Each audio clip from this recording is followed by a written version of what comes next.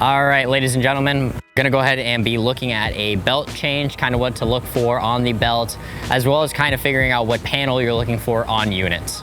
A lot of the time when you're looking for the belt, you are actually doing process of elimination on the rest of the panels. As for this unit specifically, I know that our belt is in here, but I'll show you how to find that. When it comes to the disconnect, the panel nearest to that or next to that is going to be your electrical panel. The rest of this side is going to be coils, and then you have a filter panel. By process of elimination, this is the only panel that we have left, and it is actually going to have that motor in it for us. Whenever you're taking panels off or looking at belts, you're gonna wanna turn off the disconnect. For this one, it's going to be a pull disconnect.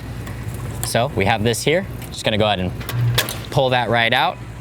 We got fuses and tabs here. Gonna go ahead and put that down.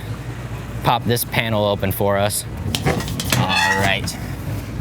So this opened directly up into our motor and belt.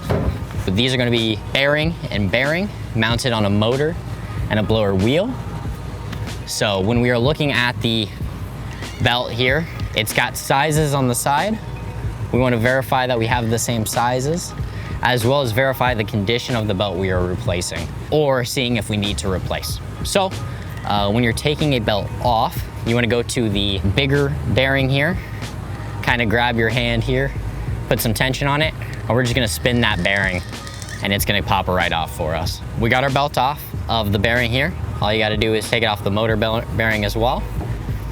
You can see those sizes, everything. We're gonna verify the inside of the belt for wear and tear. You can kind of just pull this back and forth. This is a pretty new belt, but you can see there's no real cracks. This is just kind of how belts come, but you're mainly looking for vertical cracks up and down the belt. Just gonna go ahead and go through and verify that we are all in good condition here.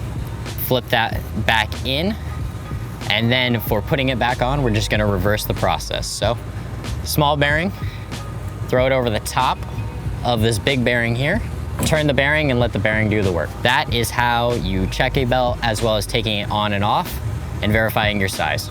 Last but not least, you just gotta make sure your disconnect does go back in. In this case, on this disconnect, we are gonna make sure that these little side panels here cover up our off position. That way the disconnect, you can see on. So, I'm gonna go ahead and place this back in here. Push, make sure that makes solid contact as much as you can. And as you could hear, it turned back on for us, and we got a working belt.